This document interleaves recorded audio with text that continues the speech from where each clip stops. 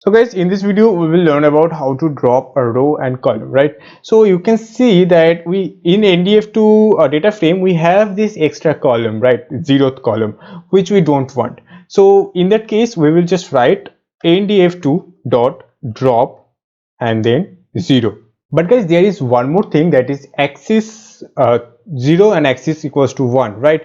So by default it is axis equals to 0, which means rows, and if it is axis equals to 1, that will means columns, right? So since it is by default 0, that means it will drop the 0th row. Okay, so if I run it, you can see that there is no 0th row, and if you see over here 449 rows instead of 450 rows, right? But it is still showing 6 columns. So if you wanna delete this last column, 0th column, then you have to write axis is equals to 1. Okay, that's it.